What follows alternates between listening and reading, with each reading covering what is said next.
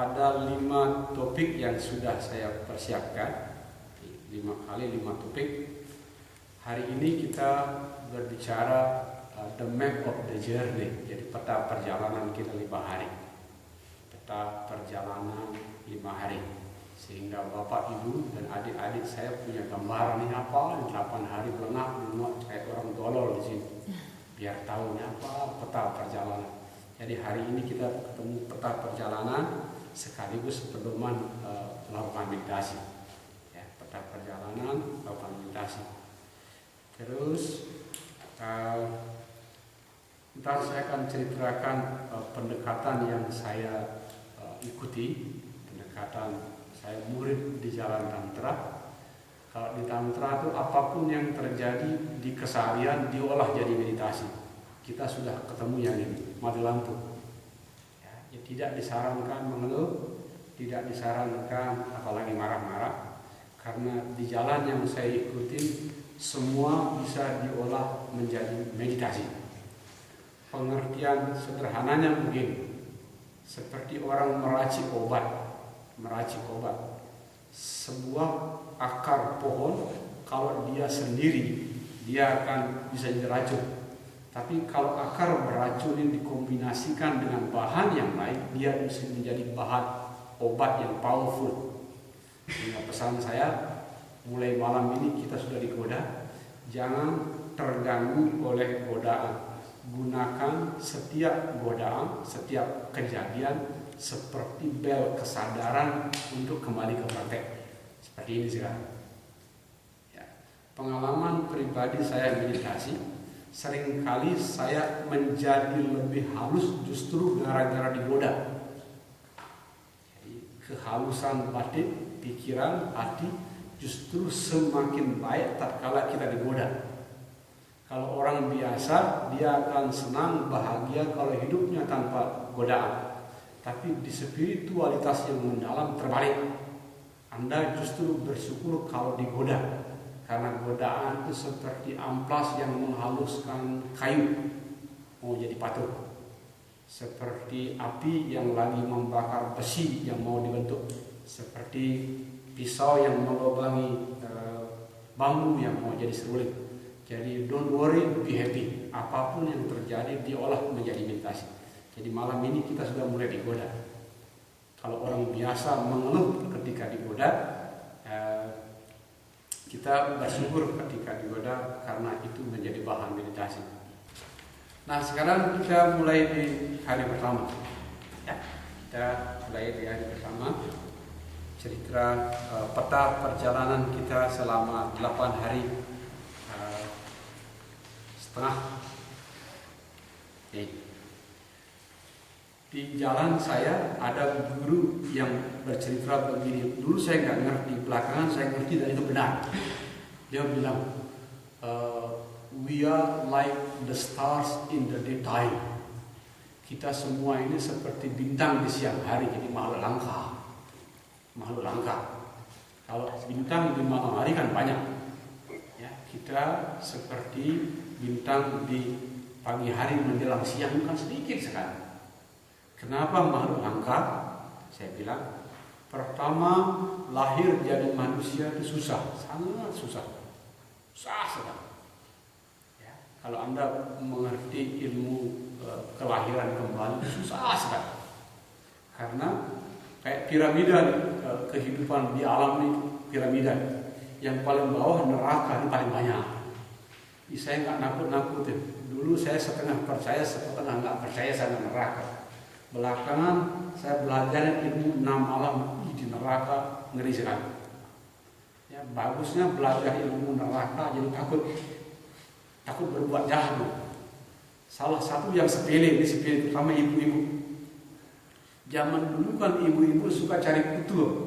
Cari kutu tuh kutunya kan gini, ceklek.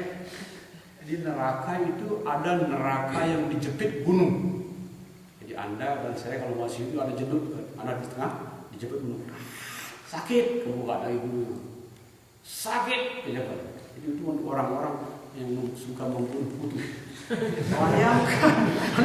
Bayangkan, hanya membunuh kutu, Anda mesti bayar dengan rasa sakit seperti itu. Neraka yang kedua yang saya takut ini untuk orang-orang yang suka berkelahi. Itu ada namanya neraka alam kebangkitan. Ya, katakanlah si A dan si B lahir di neraka alam kebangkitan. Begitu kita ketemu langsung bermusuhan.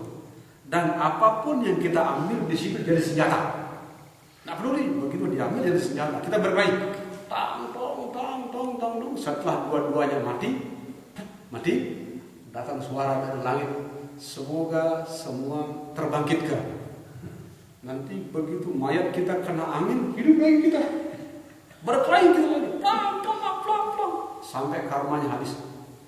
Teman-teman yang suka berkelahi. Belakangan saya jadi ngerti kenapa beberapa orang meninggal itu ada orang yang minta selimut karena badannya dingin, ada yang minta air. Saya dari kecil sering ketemu orang-orang begitu.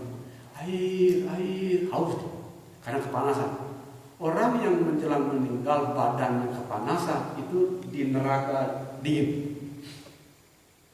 Kalau harus lahir di neraka. Orang yang ketika meninggal orangnya kedinginan, dia masuk neraka panas. Saya dari kecil, ini kenapa mau meninggal minta air? Oh, ada minta selimut, baru saya ngerti. Jadi bayangin, di neraka tidak mungkin kita belajar spiritual. Di alam setan tidak mungkin. Di alam binatang tidak mungkin, terlalu bodoh. Nah, di alam kita mungkin, alam manusia. Di atas kita ada alam setengah dewa sama alam dewa, kemungkinannya sangat kecil. Karena di sana terlalu banyak sukacita. Alam dewa itu mirip dengan sahabat kita orang yang terlalu kaya. Jarang orang terlalu kaya mau belajar spiritual. Jarang. Saya bahkan ada teman dekat saya orang kaya, dia tahu saya ngajar meditasi, diledekin saya. Minta maaf ini setengah lucu-lucuan. Dede, jauh-jauh sekolah ke Inggris, ke Prancis, gelar hebat-hebatan, pulang-pulang ngajar spiritual. Yang benar. Orang kaya tuh meledek sama saya. Jadi gimana? Orang kaya? Jadi para dewa tuh kenapa minta maaf? Di Bali banyak sekali dewanya, kadang-kadang banyak ada yang datang. Jadi alam dewa kenapa susah belajar spiritual? Karena di sana terlalu banyak sukacita. Di tubuh kita ini suka dukanya seimbang. Makanya tetua Bali menyebut tubuh manusia itu dewa ye kale ye. Di tubuh ini ada dewanya, ada setannya. Jadi kalau kita belajar serius, kemungkinan naik jadi dewa ada. Tapi yang jahat-jahat turun. Jadi di tubuh ini sempurna latihan spiritual. Jadi kenapa kita makhluk langka, saya bilang pertama lahir jadi manusia itu langka sekali. Di alam ini sedikit. Yang kedua, di antara banyak manusia yang jumlahnya miliaran ini, yang tertarik belajar spiritual sangat sedikit. Sangat sedikit. Sebagian besar ngeledek itu. Ngeledek. Di hari pertama, saya lebih dulu dari Darwin sehari nyampe di sini. Sampai sini sendiri, tidak lapor, kaget. Bapak mana? Itu ada tamu yang lain. Cara memandang saya itu nggak enak sekali. Saya kan orangnya sensitif, kalau ekstrim orang memandang ada mengagumi sekali sama yang aneh-aneh itu, ini aneh. Akhirnya saya bilang permisi lewat, permisi.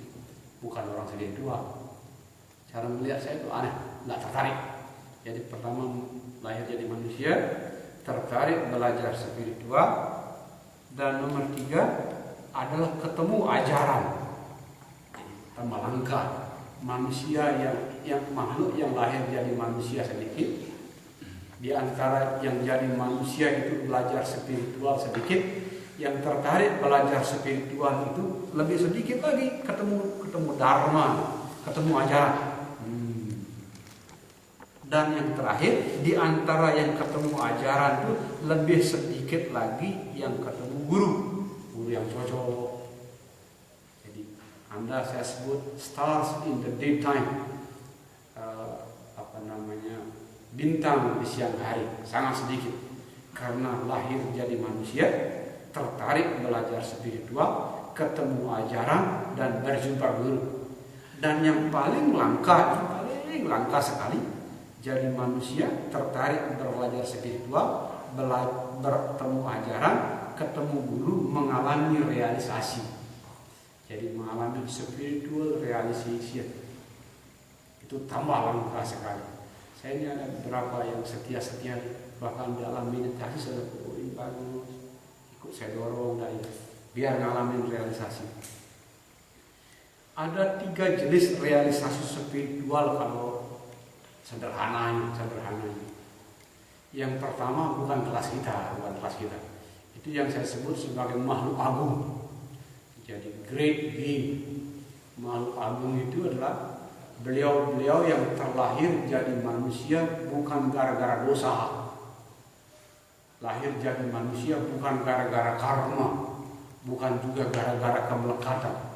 Beliau itu lahir karena compassion karena cinta kasih, belas kasihnya kepada para makhluk. Kalau semua makhluk agung istirahat di nirwana, istirahat di alam tercerahkan, nanti yang ngajar di sini siapa? Jadi pertama makhluk agung yang terlahir ke sini ada 2 jenis. Datang ke sini untuk tugas pelayanan. Contoh paling bagusnya Bunda Teresa. Itu makhluk agung datang ke sini untuk tugas pelayanan. Nelson Mandela itu untuk contoh makhluk agung lahir untuk tugas pelayanan. Yang kedua adalah makhluk agung yang datang ke sini untuk mengajar. Saya sudah ketemu 2, mungkin lebih banyak ada karena kan saya terbatas. Ketemu yang Arya Fehna Khan di Jakarta. Kenapa pun saya ketemu cuma 1,5 jam, tubuh saya menggigil 1,5 jam, ketemu 1,5 jamnya menangis, tidak ada yang lain. Di kiri kanan saya ada biksu yang bisa nemenin saya. Terima lewat. Jadi itu makhluk agung. Yang kedua saya sudah ketemu yang mulia dari lama, itu lebih menggigil lagi tubuh saya. Seperti berjumpa ibu yang saya cari berkelahiran cari ibu nggak ketemu, sekarang ini ibu saya.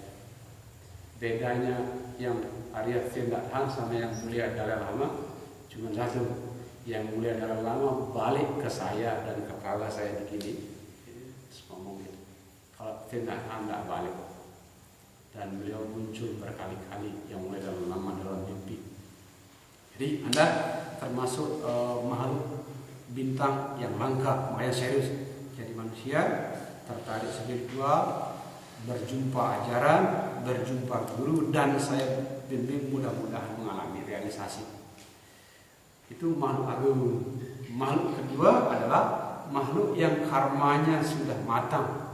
Karmanya sudah matang, sudah berlatih spiritual di kehidupan sebelumnya, sehingga Anda berjumpa ajaran, berjumpa guru, sedikit saja Anda sudah rilis, sudah bebas. Yang kedua, ya, itu ada, tapi langka sekali. Kalau yang agung paling langka, yang besar, yang kedua langka, ada, tapi jarang. Yang ketiga kelas OJ seperti kita. Ya, yang ketiga adalah orang yang mesti mempersiapkan kelahiran berikutnya. Jadi di tanggal 19 saya ajarin kalau memang kita tidak mengalami realisasi spiritual di hidup ini, ada pendekatan bagaimana kita mempersiapkan hidup kita berikutnya. Biar berjumpa ajaran spiritual yang mendalam, biar ketemu guru yang cocok, dan di kehidupan berikutnya kita mengalami realisasi spiritual. Jadi be serius. Jadi ilmu tanggal 19 itu tidak saja mati yang indah, terlahir di tempat yang indah. Kalau harus balik ke sini ada persiapannya. Itu untuk kelas kita yang ketiga. Nah, untuk mencapai tujuan itu saya siapkan 2 hal yang powerful. Yang pertama powerful journey, yang kedua powerful practice. Ya. Yang pertama adalah bagaimana membuat perjalanan kita menjadi powerful. Jadi seperti mesin itu horsepower-nya kuat, biar enggak terlalu santai, terlalu masih lama, matinya masih lama. Gede Brahma dipercaya ngapain? Ya,